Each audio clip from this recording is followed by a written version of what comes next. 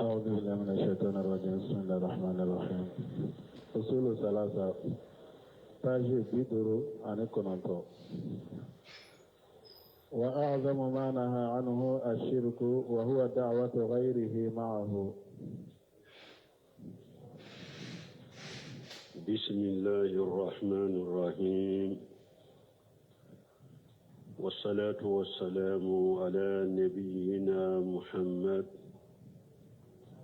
وعلى آله وأصحابه وسلم تسليما كثيرا.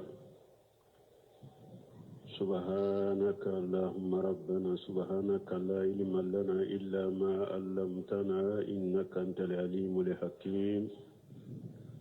أستغفر الله الذي لا إله إلا هو الحي القيوم وأتوب إليه.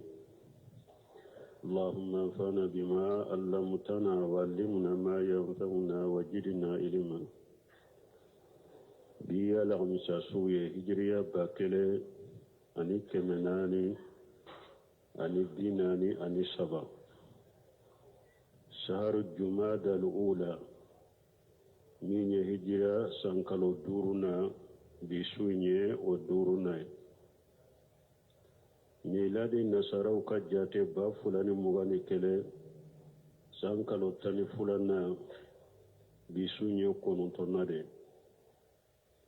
أمبي دودا بغو مسجد الرزاق وأمبو كونو درسوا شيخ الإسلام محمد بن عبد الوهاب أكا كتابو كونو ثلاثة أصول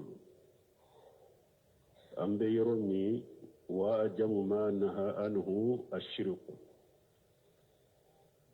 كفن بلي بلي بامني ألا يبالاليك على كبالي فيهم بلا من كبونا بيه كوي فلان كفويا درسوا تمنعني كفو أولا بي أكو وهو الدعوة غيره معه abena fulan kafoya inde faran fansanye ko furan kafoya ide ka Allah tana ko wele ka faralaka ka Allah tana bato ka faralaka no ko da'wa hada madin ka fin faralaka choya fuladiru du'a wal masaila wa du'a wal ibada afula kelen kelen niya ake fengure ka faralaka ye fengure faralaka bala batola duawul masala e munye ko munun kere kere la ni ala de buke ni etara o nyini danfenfe uba fo ni de ma duawul masaila duawul ibada bato munun kere kere ala ye kato nyogona ke danfenye masala uruku ube sujudu ube salli kato ke danfe wureye ubafo ni ma duwawu al ibada duwawu masaila kati dama kasi sula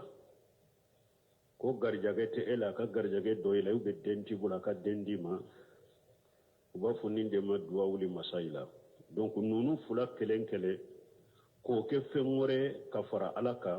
wore togo ko shirku haja taarifu shirk shirku puru kila dunia la kado wode fulenine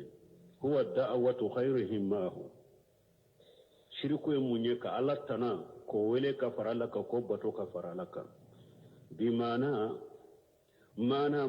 munye an yusrifa shay min al ibadati li khairillah ika Allah bato do kota ko yele makata dan fe wure mamminya ala tanay min malaki min al malaika malika do akera saytara bato indiala kam malika do de ma aw nabi min al anbiya ube itara bato indi nabi nyuma de ma nabi nyuma wala aw salihi min as salihin ube tabbato tara bato indi mugo nyuma de la mugo nyuma wula aw bi bani min al binayat ube kogo do fenjole do akera kaburesa akfen jolen do katabato di oma aw khairu zalika min kulli makhluqat ubin nunu na nyogona danfembe faman sarafa shay'a min al-ibadati li khayri Allah ni mo yefenwure yelema batola kata ala tanama fa haja huwa ajamu ma nahallahu anhu haja huwa shirku ode fenye fembelebele bami fe munu ni ala ya haramu yalikuma nin ka bono obeye o yode ode togoye ko furanka foya akera sa e tara bato di malikiya do de malaka malikiya wula ube nabi nyuma do de malaka nabi nyuma wula ube mogo nyuma de malaka nabi ewa mogo nyuma wula ube ewa kogo do de la fen jolen do joli feunna ona nyogono akera dan fen shugu shugu ni koni tara bato do de di ama ala tanama ode ye fen baye fen min ni ala ye balili ke fen munuma ode ya be bere bay ode to ko shirku fa arifu tafsir توحيد وتفسير الشرك فعرفوا تفسير التوحيد وتفسير الشرك شاول الفوجاني كو أكو أي توحيد توشيري كوايا نيني أكادو شرك توشيري أيا نيني أكادو لأن هناك من الناس من يفسر التوحيد بغير تفسيره بس كمغو دوبي ube tawhiri tawsiri ka ke fenye tawhiri tawsiri te minye abauka aka tawhiri tawsiri do abauka aka shirku tawsiri do parce que mogo dobe mogo la sisa ube tawhiri tawsiri fenye a tawsiri te minye o man yufassiru shirk bi ghairi tawsirihi mogo dobe mogo la ube fulan ka foya fana tawsiri fenye التفسير تمنيه من الناس من يقولون مغو دوبا فمغو دوبا مغو لولوبا فو إن الشرك هو الشرك في الحاكمية كفلان كفويا يدي فامو كفلان كفويا وبفو دي مكو شرك الحاكمية وهاجا جهر آلنا ما لأسف أكو كفر الدمك كن نمبنغرا شيسا دي الحكم بغير ما أنزل الله نوع من أنواع الشرك كوكا كيري تيجي فيموري من تألك جيجي فيني فلان كفويا نونيا ديدو فوجاني بين التوصيري مي مغتاما يشركو كده كو شركو لحاكمية فامو بكيري منون تيجي ورياتو دو يجنياك فاما بي ويا بك كافرية ko parce que ala ye min jigi ko ta ke ka kiri tige noye u ye fulan ka fo ya be tawsir ka ko de sisa bo don wore ni ala sonna nin ka derso nano la kitabu wore min namba faranfansiya men be min fo pour mogo min ye kiri tige ni fen wore min tala ka jigili fenye i ka ke kafiriye don ka ba u ye cogo woro de fo a bena derla de do men tese ko fo bi nin ka dersu sero uma do mi kitabu min kono ni ala sonna nu prepare la tige pour fama kiri tige la na ye kiri tige ni fengure min tala ka jigi fenye na be wole ko kafiri ke togo do de be ke togo folo man shara khayra ma anjala Allah ni mugo tara sariya keni sariya do dila alama sariya min jigi ko mogo ka kiri tigeni o ye e be kafiriya misali la jamana min n'a be kiri tigeni ala ka sariya re qur'ana ni hadisa e nana ke o jamana ka ɲɛma ye kiri min tun be tigeni sariya ye i y'o bɔ ye ka na ni luwa ye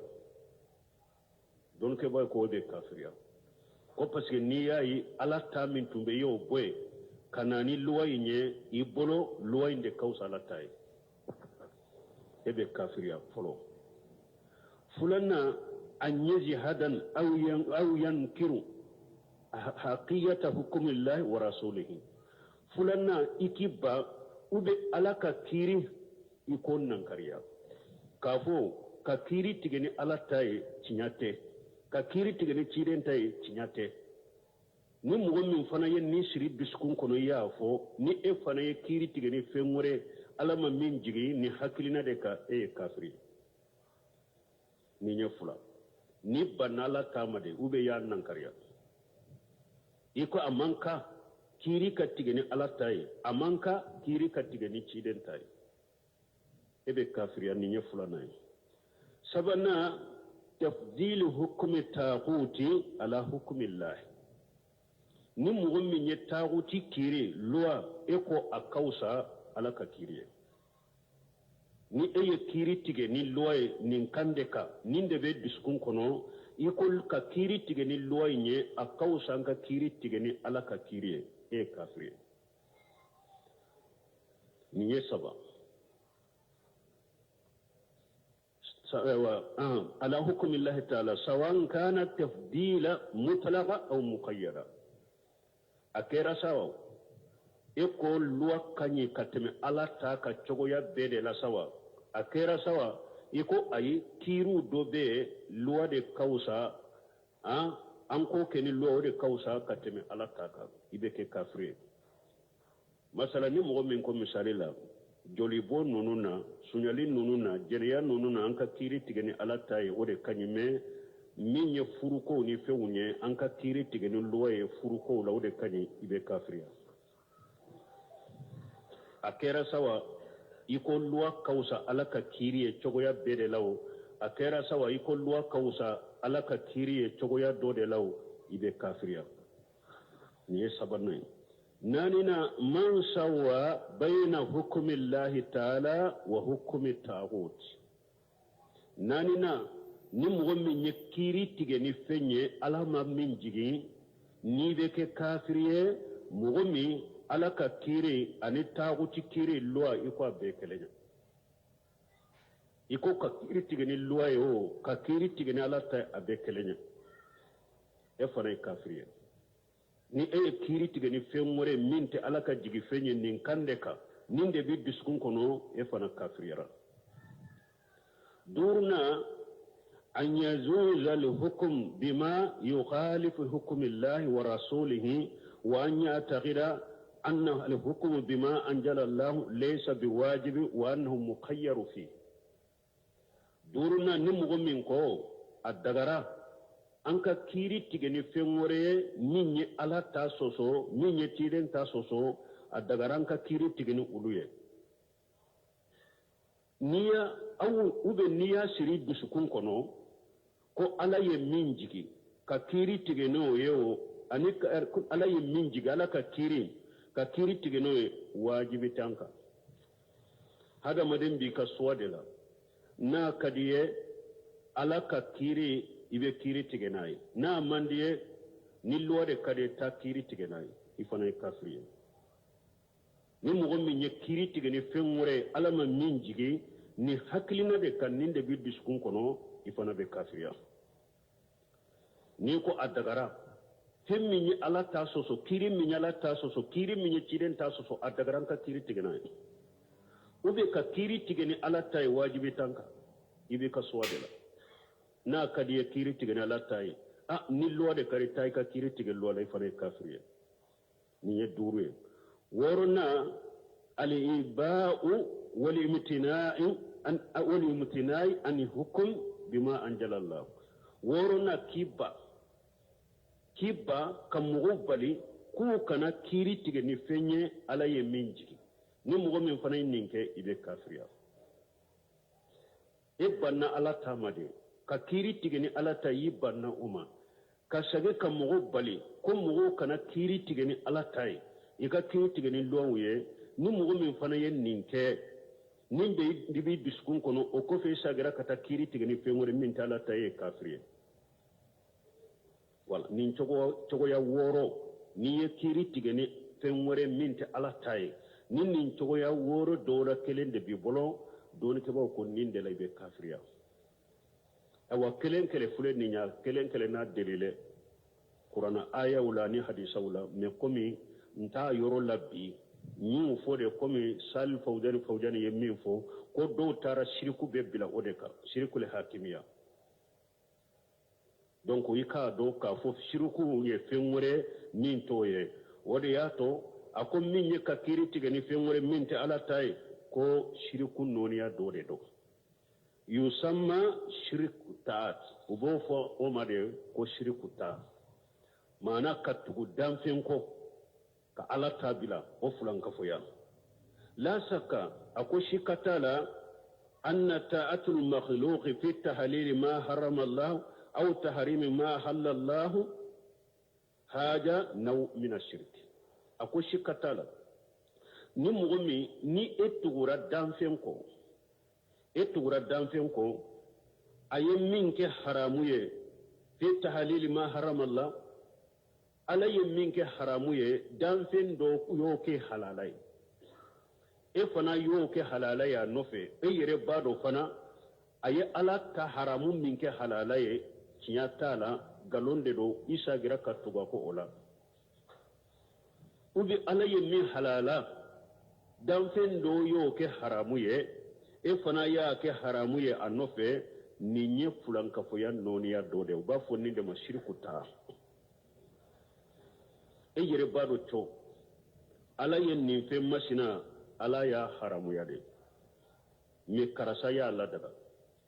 i fana y'a ladaga nɔfɛ i tugura ko a ladagali la e yɛrɛ b'a dɔn cɔ fana ko ala y'a haramuya nin ye fulankafoya nɔniya dɔ de ou bien ala ye min halala karasa y'o haramu e yɛrɛ b'a dɔn cɔ ala ye nin kɛ halala de karasa fule ka haramuya haramu a nɔfɛ nin fana ye fulankafoya nɔniya dɔ de lakin a ko mais hunaka ma huwa ajabu minhu a ko fulankafoya dɔ bɛ min ka bon nin ye nin ye fulankafoya nɔniya dɔ ye dɛ nin fulankafoya dɔ bɛ min ka bon nin ye wa huwa ibadatu khayrillahi azza wa jalla wa ko ye de ka ala tana bato o fulankafoya ka bɔ nin ye kala tana bato bizibihi kala tana bato kata kantigeli kaye wa nadiri ka ala tana bato kata danfeli ke dafale ke ala tana ye wa tawaf kata ala tana bato kata wafu fe ke aka kaburu la komi suro nye min fo kata bondo jo ko woliji do ka bonya kama ka to ko o soyin tawafu ni nye fulankafoya min ye n'a ye so in tawafu pour ka kɛ bato ye a ka gɛrɛ mɔgɔ ɲuman in de ma ou bien a ka gɛrɛ waliju de ma ni nye fulankafoya de suro ɲa faranfanciya walistighaasatu ou bien ka t'i dama kasi ala tana la falwajib a ko wajibi ye an yuhzara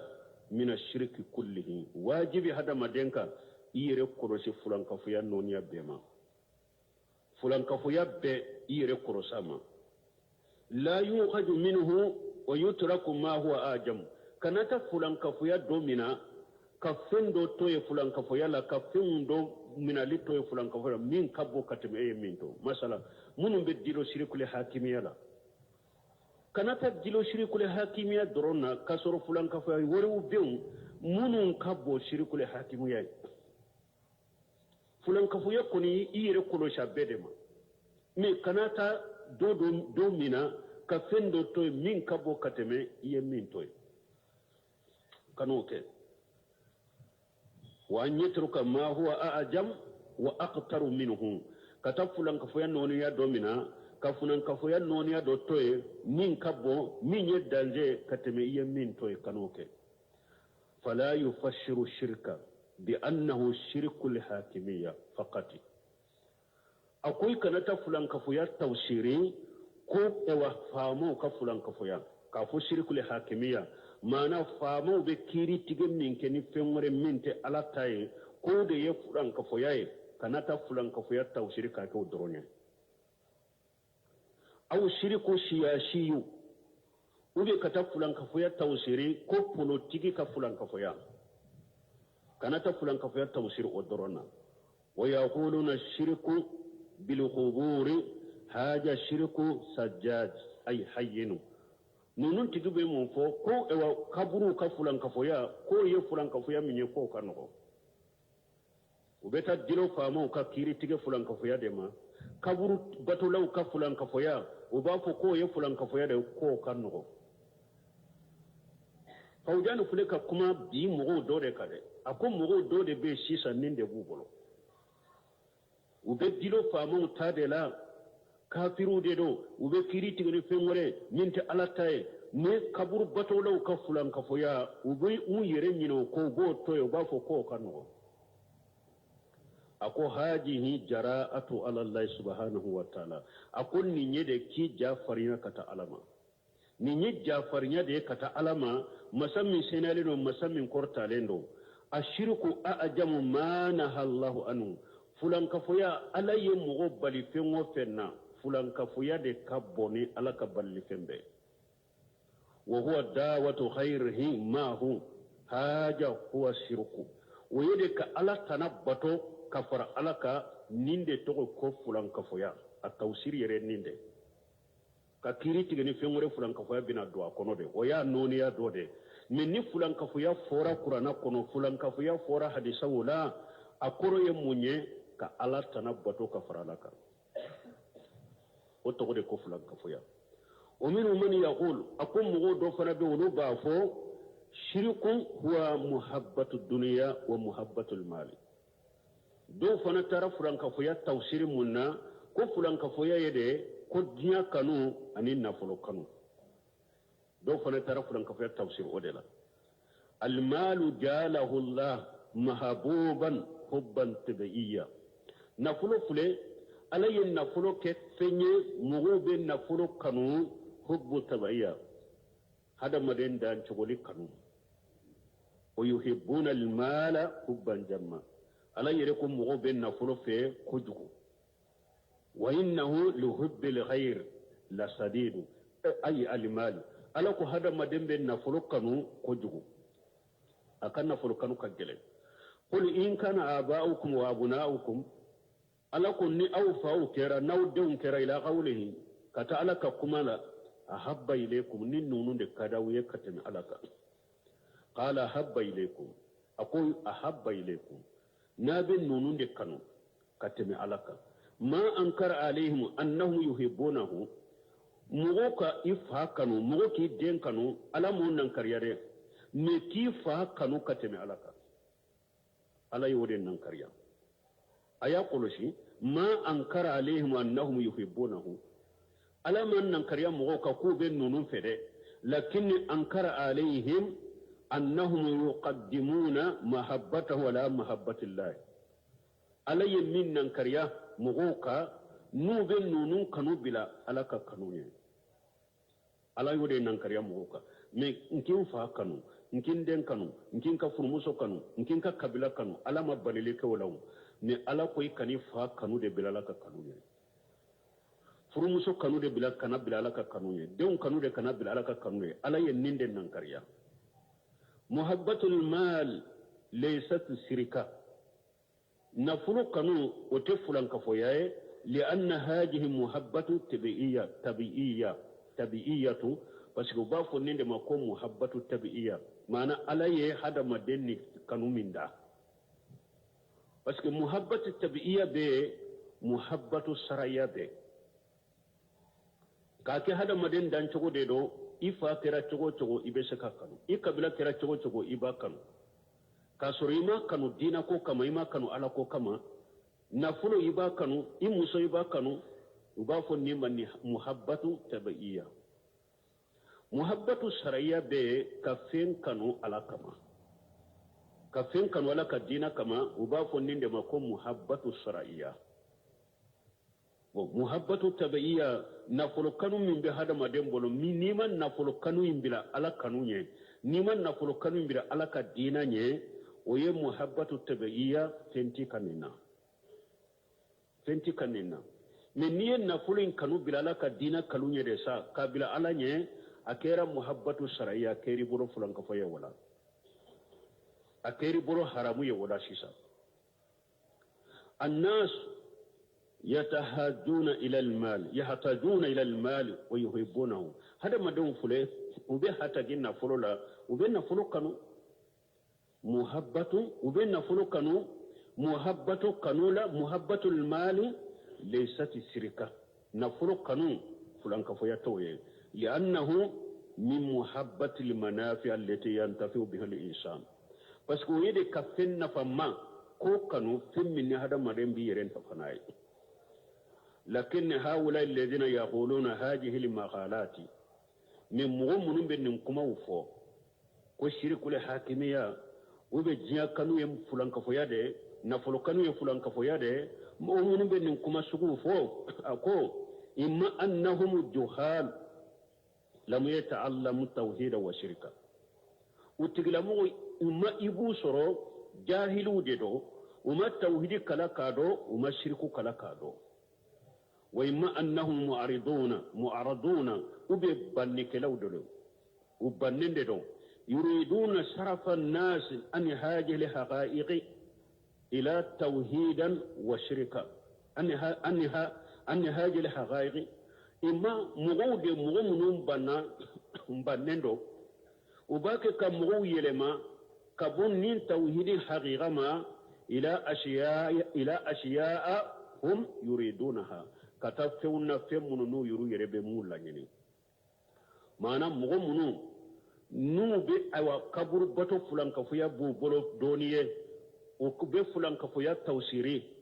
ko shirku hakimiya ube be fulankafuya tawsiri ko jiya kanu ube be fulankafuya tawsiri ko nafolo kanu akon mugumunu be wa shirku tawsiri nin ko sugula imma jahiludo uma tawhidi kala kado mashirku kala kado kele ube bambantudo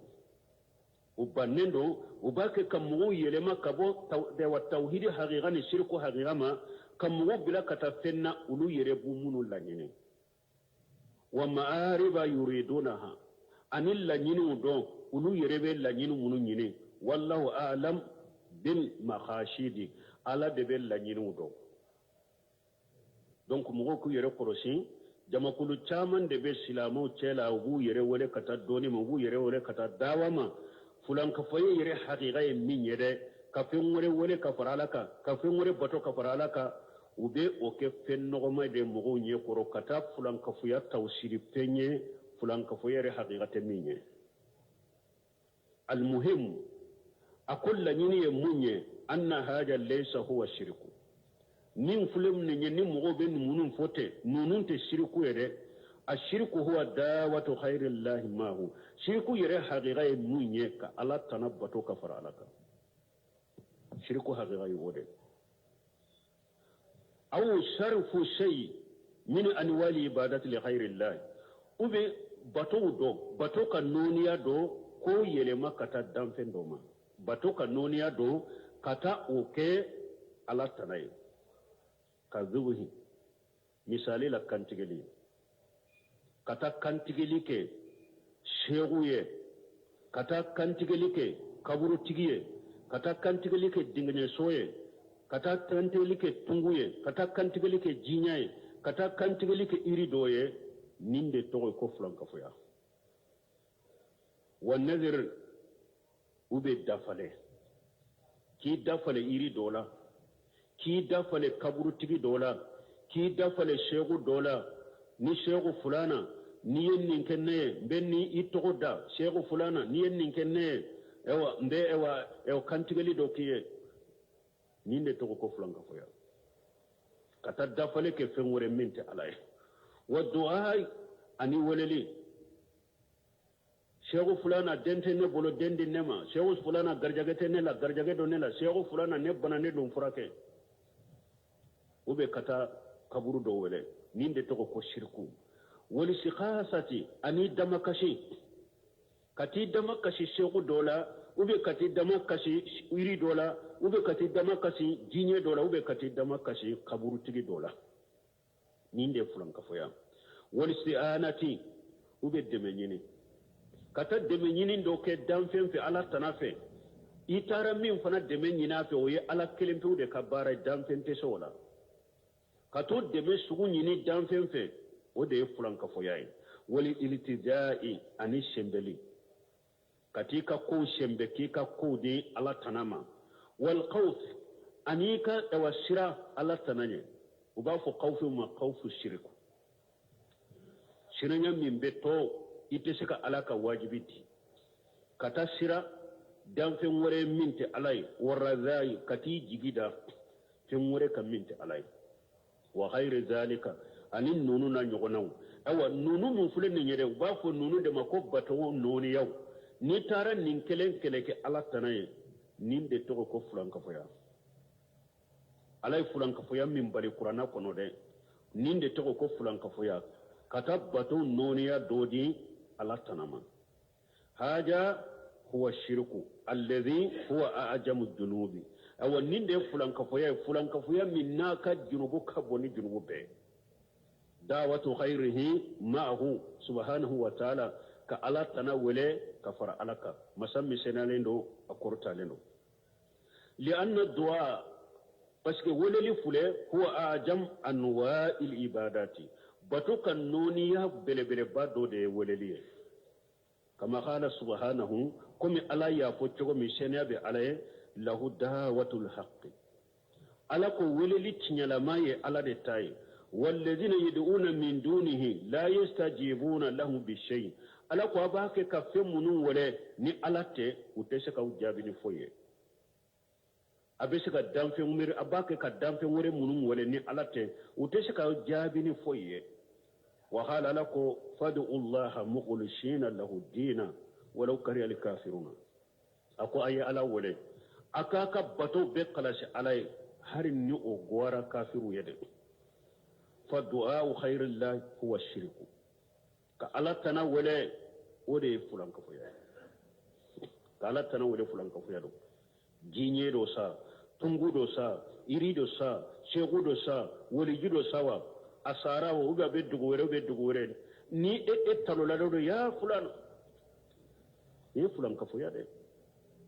كالا تناول ودي تكو شركو هو الشرك هو الشرك الذي حرمه الله ورسوله ولي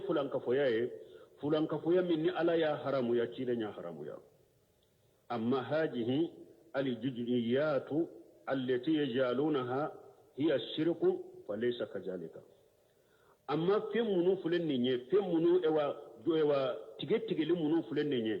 ان يمي فو شرك له حاكميه ده شرك تا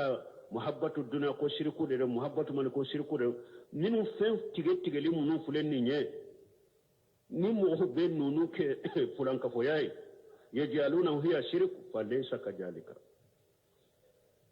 fen munu tige le fulete ni mo be ulude takku ke fulan ka foyai ako koto chogola de lakin yuqalu me abe fode inna badaha jiju'un min ash-shirki udoye fulan ka foya tige doye munu fulanyo udoye fulan kafuya tige doye jinya kanu nafolo kanu shirikle hakimia udoye fulan kafuya doye wa inna hunaka ma huwa akhtar minhu ni fulan kafuya be ninye danje katebe uluka wa hammu minhu fulan kafuya be mi hamilendo katebe uluka li anna shirka yatafawatu ba'dahu asaddu min ba'd waliya'izu billah parce que fulan ka fo yow fule utekelenye ufana doka giri kateme doka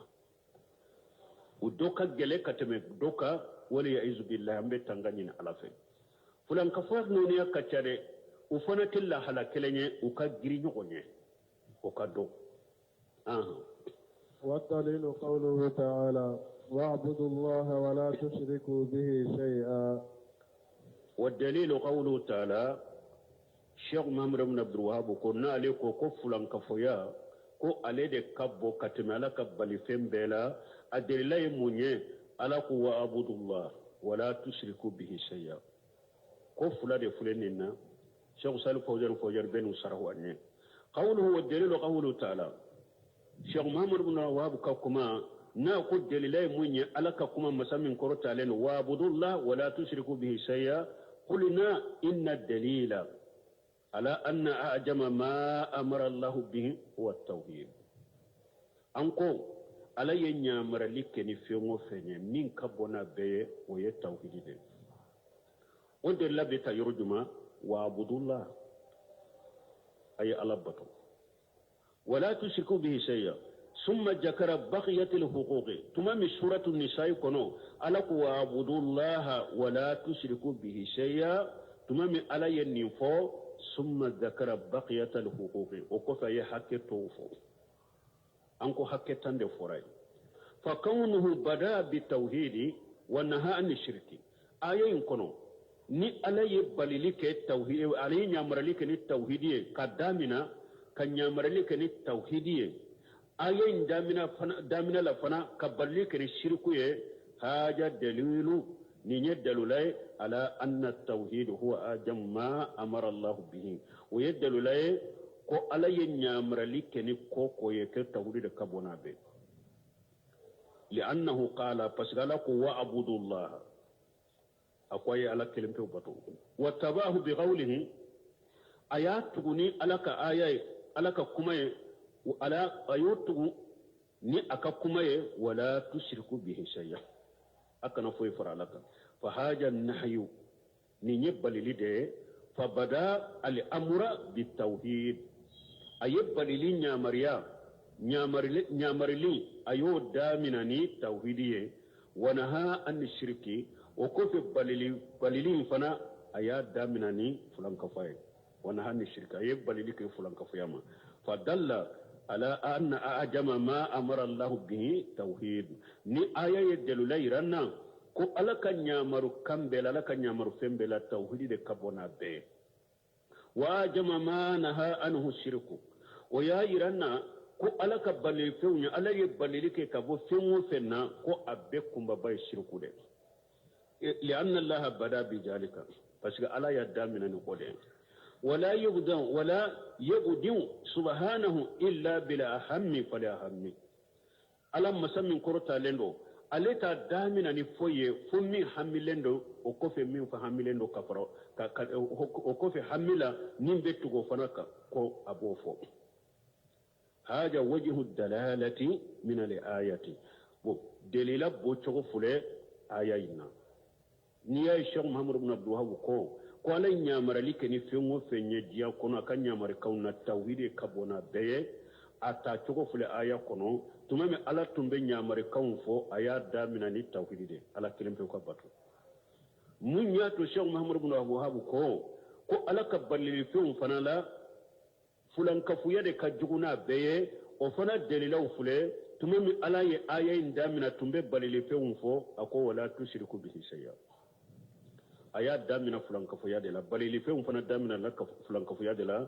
donc ya yira ko fulankafuya de fana kabbo kateme ala ka balili fe mbeka فإذا قيل لك ما الأصول الثلاثة التي يجب على الإنسان معرفتها فقل معرفة العبد ربه ودينه ونبيه محمد صلى الله عليه وسلم. الرسالة الرابعة ni kitabu kono abekum Sheikh Muhammad ibn Abdul Wahhab ayel letri nani defo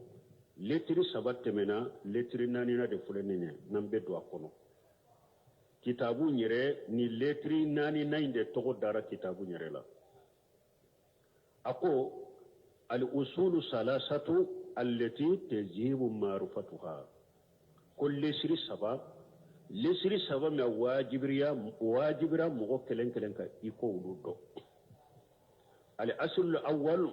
ma'rifatullahi azza wa jalla lesiri fule munye ka alado ale bena kuma lesiri saba ka sisa ni lesiri saba nyire de kitabu nyire ni lesiri saba yire de ni dina bebaka kuma bena fo chokomi ako فإذا قيل لك أقول نوكو إما ما لأصول ثلاثة من يلسري سبايا التي يذيب على الإنسان معرفتها نا واجب هذا ما دينك يقول لسري سبادو نو ينين كان ننا فقل أتجي جابي كافو معرفة العبد ربه كلي لسري فرو ني واجب هذا ما دينك كلين كلي كادو jo iki tigi alado jonki tigi alado nima alado ite saka bato jonki tigi alado ne foloy fulanna wa dinahu don ika dina do silamiya dina yere haqiqa ye min ye a dɔn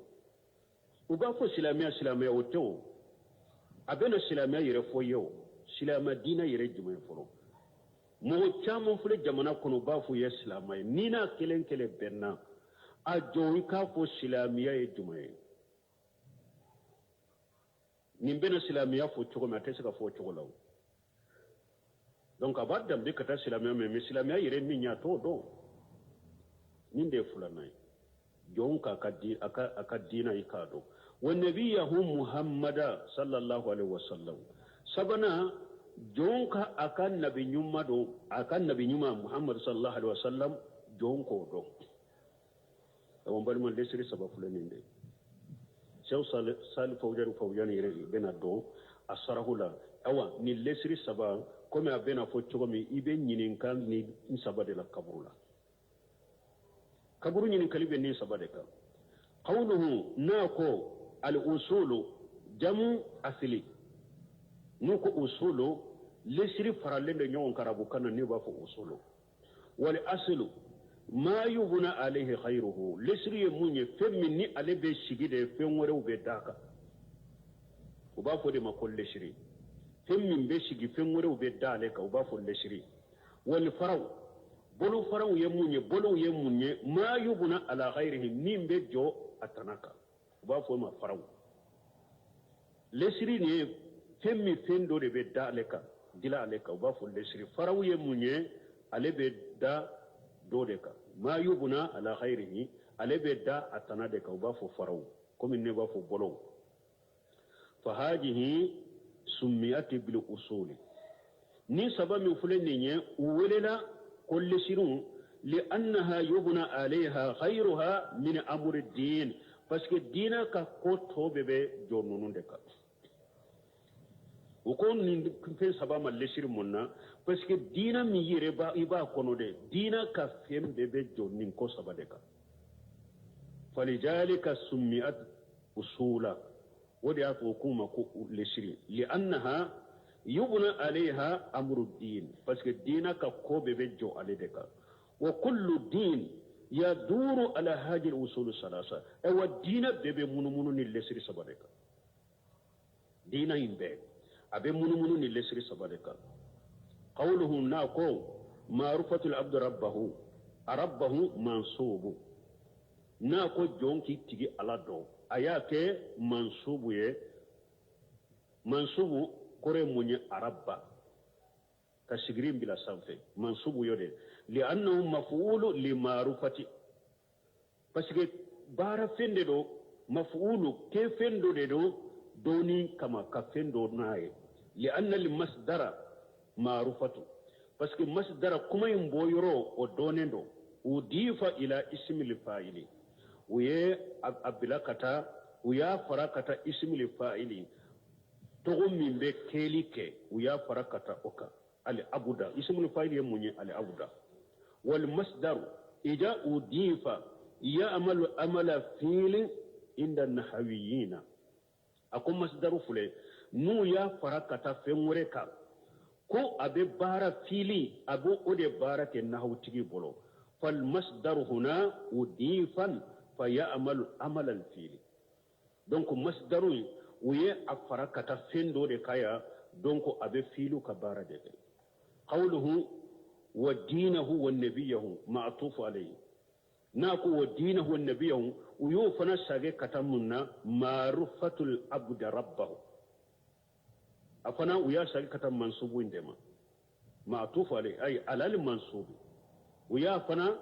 ساجي كتم منصوب عندما هذه أصول الدين إجمالا أو الدين اللي شرك غربلو دي فلنين دين اللي شرك غربلو دي فلنين سباي وسياتي تفصيلها في كلام الشيخ رحمه الله ان شاء الله نين لسري سبب من فلان وفران فانشا بنا شيخ محمد بن عبد الوهاب كما ولاني على صبر نين لسري سبب فران فانشا بنا لما جاء قص هذه الاصول الثلاثه من منا شيخ محمد بن عبد الوهاب اين لسري سبب سوغانتيا لانها هي الاساسات للدين الاسلامي parce que nunun de ye silamiya dina ka sifasema wuye ni lesri sabab ولأنها هي المسائل التي يسأل عنها العبد حين يدافع في قبره parce que nunun de masaila wuye ñininkali munu ni jon do nay ka kaburu kono ibe ñininka munu na nin fen saba de do لأن العبد jon fule إذا ودي في قبره وسوي عليه التراب نو يهدم دين جو هدم دين نو يدو kaburu kono ka bogo dala kenye dala ka bogo sagila ka dala kenye وانصرف عنه الناس ni hada madon sagira arajiina ila ahlihim nu be shagi kata ukademba yauma uye bogo ke eka ka ilabbe ka bogo labbe ika nu yu ko de ubeta sokatu ukademba yauma jahum malakani fil qabr malika fula bina ema kaburu kono cire nyo fo hadisa kono akon nan yesu do ka bogo dala kenya ala nan yan kodi atilo banka samara kaunan sagito atilo bon malikaw fula fana kanna ube dugukolo fara kanama malikaw fula imbena makaburu kono fatuadu uruhahu fi jasadihi ube akafar kolo sagi aybe ni sagi afar kolo la harisan na chogo dola uba wuli kasigi kaburu kono ube ni sagi far kolo la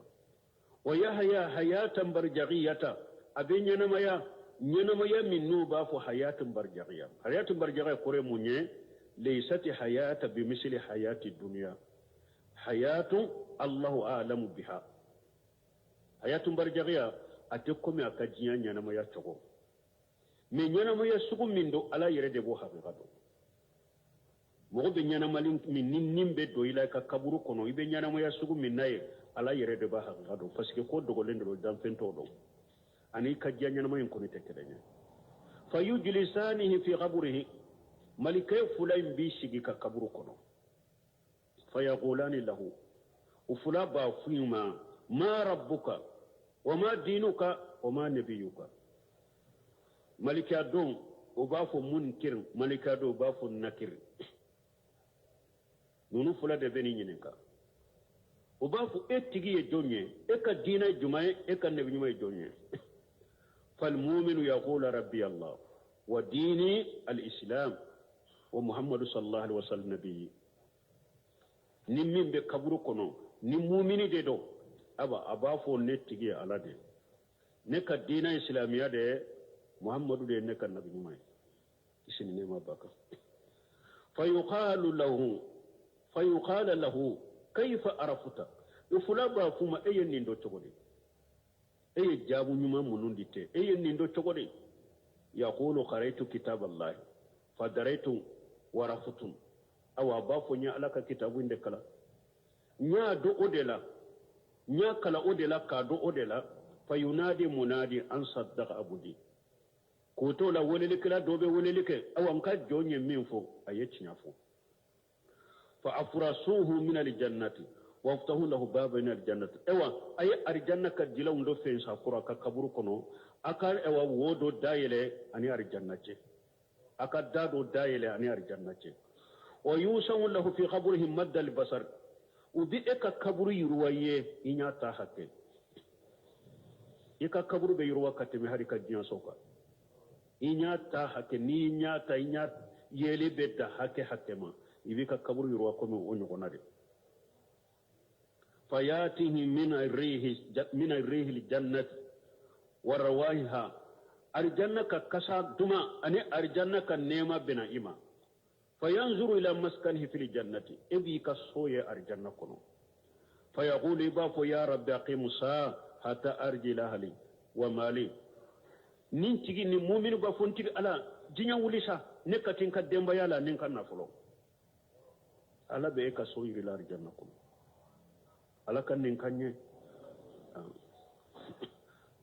ako wa mal murtabu mi shikabara alladhi asa ala ribati wasakki wa dam li yaqini mugo min yana mayana jinya kono silamiyala shika ani takana sagi dinala ani dankan ya baliya enya na mayala ode kai ka dina la idalente dina la ibe fula de raiba yode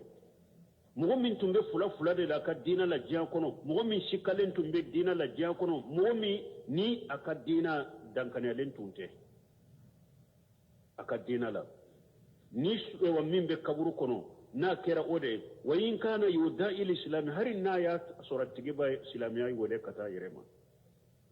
me tumbe fula de la islamiya kono islamiya shikade tumbe e bolo dankaniya tunte e bolo islamiya la harin ni yire bi yire wode islamade إذا كان عنده السكوك وعنده ريب في دين الله كالمنافق نا ياسر اتم بجيا كونو شكو دي تمب في الدين لا فلا دي تمب في الدين لا كم منافقين فإنه يتلجلجل سيبي يري دي إجاد بتكسا فإذا قالوا له ما ربك نوكو إما سيسا اتكي الجوني يقول لا أدري إبا فنتادو وإذا قالوا ما دينك فلو نوكو اتجي جوني أبا فونتادو نوكو إيكا دينا جمعي يقول لا أدري أبا فونتادو وإذا قيل ما نبيك نوكو إيكا النبي جمعي جوني يقول لا أدري أبا فونتادو ها لا أدري انتادو سميت الناس يقولون سيا فقلته نيم مغومي إذا فندو فدرون فانا يعفونو في de tumba foko silamiya ne fana ko nye silamai de tumba be tumbe dina kofo mfana dina kofo be tumbe chiden kofo mfana chiden kofo menne ma nyanyi ne kodo be tumbe fendo fo doron fana ya fu no fe yani annahu fi dunya la nyine ale jinya kono yaqulu ma yaquluhu an-nasu bighairi imani mugo be min fo afana ba fo kasoro al-imani alente adalentala hajal munafiqu والعياذ بالله نين توكم منافقين على كان كسام هذا المنافق الذي أجهر الإسلام وهو لا يعتقد في قلبه نين دي منافقين مي الإسلامية بانج كنكا مغون يا بالا مياتات بسكون كنو وإنما أجهره من عدل المصالح الدنيوية عليها كالإسلامية بانج كجيام مصالح دوري كما فيقول في الدنيا ربي الله نين تغلا مغو جيا كنو أبافو عليه تغي عليه وهو خير مؤمن بها كاسرو اللي ملنتني عليه وغالب منكر أكد بسكم على كون ننكر والعياذ بالله يقول الدين الإسلامي كان منافقته أوديا كنو أبافو قالك الدين الإسلامي ده وهو لا يؤمن بالإسلام وغالب منكر كاسرو اللي ملنتني إسلامي بسكم بالإسلامي ننكر نأبافو كبانج يقول النبي محمد صلى الله عليه وسلم وهو لا يؤمن برسالة محمد في قلبه إنما يقول باللسان فقط أتجيب فوفنا كاتوا كجانين ما يكونوا نكان النبي محمد ده كسرو اللي منلنتني محمد كتشيدنيا الدسكون كنو اللي منلنتني محمد كتشيدنيا الدسكون كنو أنين ده بافو درو محمد رسول الله هذا هو المنافق نين توكم منافقين فيقال له ملكا فلا بافو مناكو نتادو ملكا فلا بافو عليما لا دريت ولا تريت جيا كونو إما نيانيني كادو جيا كونو مغمونون بدينا حقيقة إما تقو ألوكو لا دريت ولا تريت أقول نيندي إما نيادو إيري ما دوني يري منون فنا بادو إما تقولو فناكو فيضربو بمرجوبة من حديد وبي يغشي كل نينغ في مرتو دويه يشيه منها سيحة لو سمعه شغلين لسوئقا إبي كلو كنا نجنني هذا مدني كلو كما بيبي صاري يسمعها كل شيء إلا الإنسان نو ينغ في مرتو إنك كي غشي تلو فراني نيغونچه إبي كلو كنا دانفين بيبا مفو هذا مدن كله لو سمعه لسائقا منا الله يدعو هذا مدينة بس إن هذا مدينة يمتيكو هذا مدينة يبصره وريته هذا مدينة تامه أي لمات من الحول سيرنا قصو هذا مدينة تبصره ويضايق عليه في قبره حتى تختلف أدلاؤهم أو نم منافقين نم مسك جابون نوندي وباك قبر قرالة ده فو أكا غلغو بدو نغنا قبر باشره فو غلغا نونون بي نغن فنكو نغنا كدو نغنا ويفتح له باب إلى النار u be daa dɔ yɛlɛ ale ka kaburu ni jahannaba cɛ daa dɔ be yɛlɛ ale ka kaburu la ka taa jahannaba fa yatihi min samumiha wa harriha min ye jahannaba ka kalaya ana ka funteni o bɛ n'a ma ye fa yaqulu ya rabbi la taqumusa jahannaba funteni na kalaya min b'a kɛ kana ale ma kaburu kɔnɔ a b'o ye a b'a fɔ n tigɛ la i kana diɲɛ wuli dɛ hajihi aisatuhu wa halatuhu fil qabri awa nin de nin ka ɲɛnamaya ana ka lahala filɛ nin de kaburu kɔnɔ diina ɲuman ala bato ɲuman ni n'a ma don kaburu kɔnɔ diina ɲuman i m'a ɲɛɲini n'a ka don kaburu kɔnɔ ciden ka cidenya ɲuman na bato ɲuman n'i m'a ɲɛɲini ka don kaburu kɔnɔ e ka ɲɛnamaya cogo filɛ kaburu kɔnɔ i ka lahala filɛ kaburu kɔnɔ waliyaizu billahi li'annahu ma ajaba bil jawabi sadidi parce que e ma jaabu ɲuman jaabu tilele i m'o di walizalika yunadi munadi nin de kosɔn nin tigilamɔgɔ welelikɛla bɛ weleli kɛ an ka jaba abudi n ka jɔn ye galon tigɛ fa afurusuhu minan nari awa a ye tasuma a y'o fɛn sa kɔrɔ tasuma dirilama a y'o bila kɔrɔ waftahu lahu baba minan nari awa a ye tasuma dɔ dayɛlɛ a ye waliyaizu billahi ala kan kisa ma فإذا كانت هذه المسائل بهذه الأهمية ونا ياسر نين كليو ني أبني حمنا بدلا ننكو بدبو نفع وجب علينا أن نتعلمها أو واجب رانكا أنك ننفع سبادو ده وأن نعتقدها أو واجب لهم بانكا ننفع سبانكو سيران دو سكون كنو ننونك سيران دو سكون كنو ده ولا يكفي تعلم فقط كافوني ننون كلا درو وتوسا كده بل نتعلمها ونعتقدها فو أنكو كلا كودو كوشير أندو سكون كنو ونؤمن بها أنك لمنا نويه ونعمل بها أنك بارك نويه ما دمنا على خير الحياة كانتو نيانا يالا ده بل نمفين سبا نونون كنياني ده وكاكلا نو كلا نكالان درون تده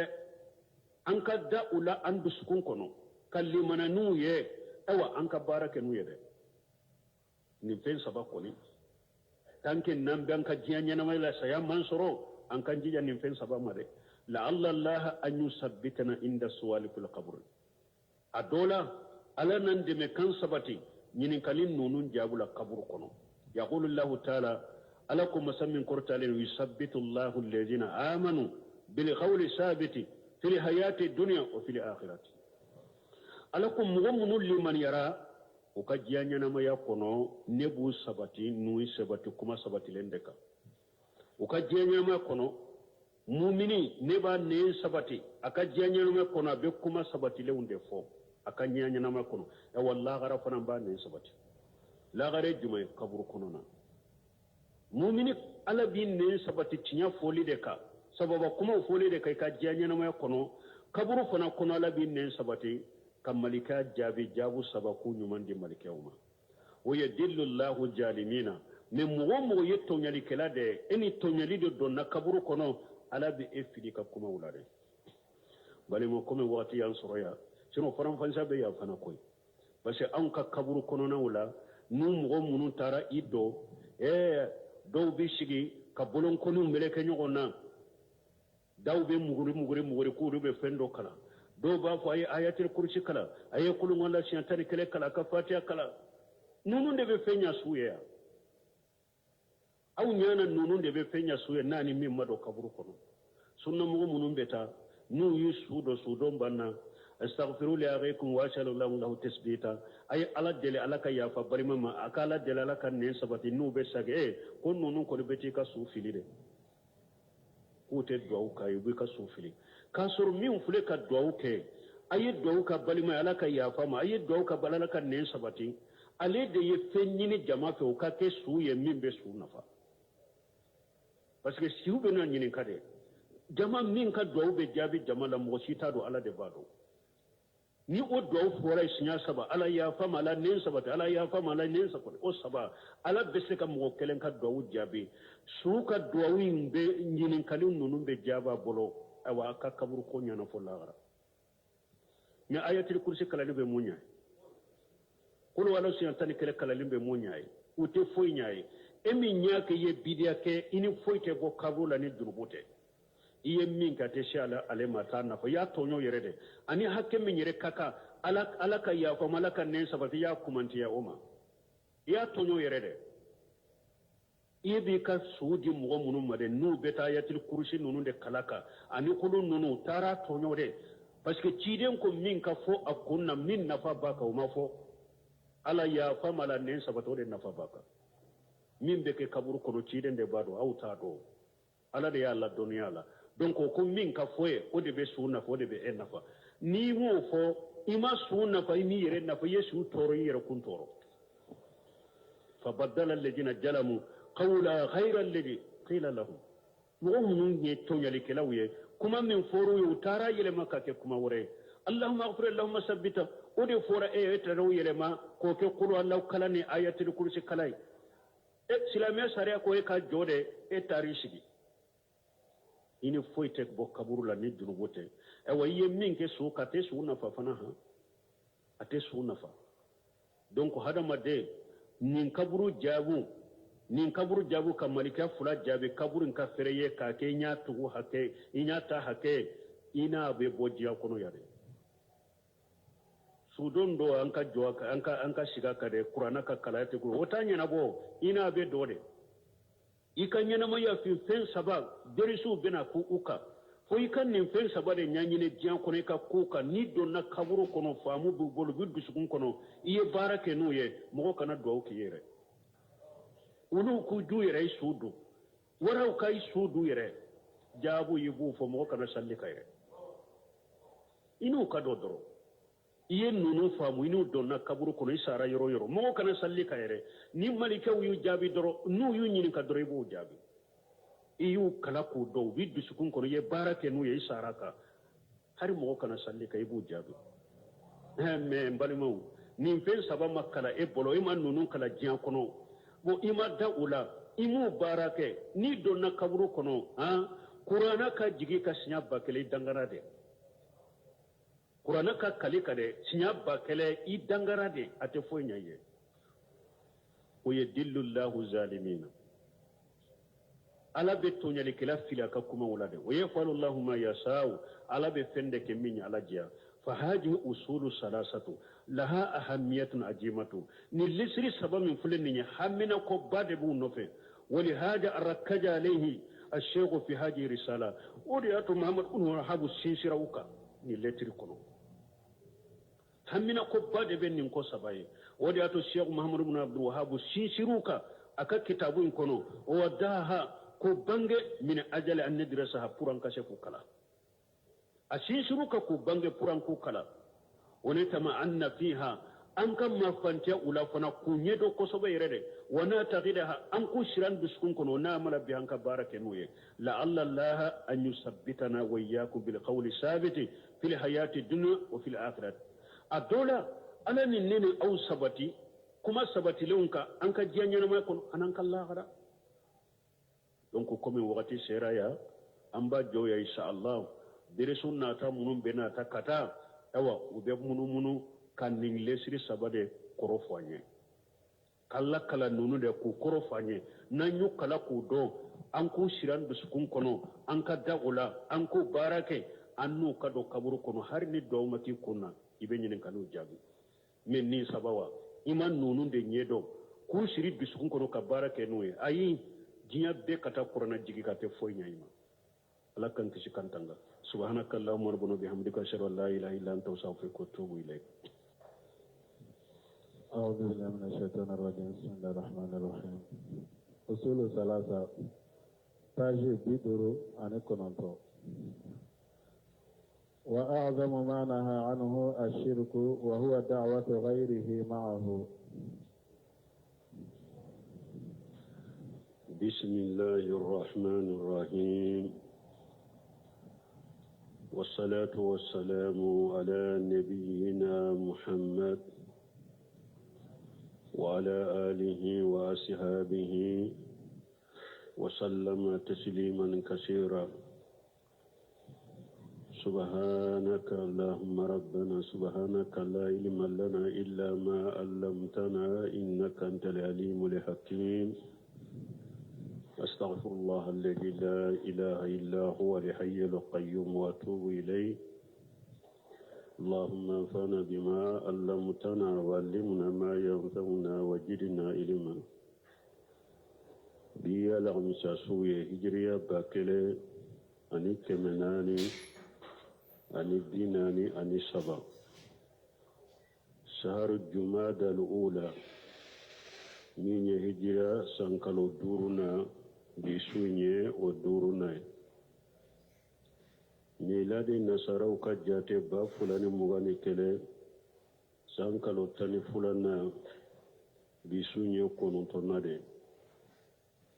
أمبي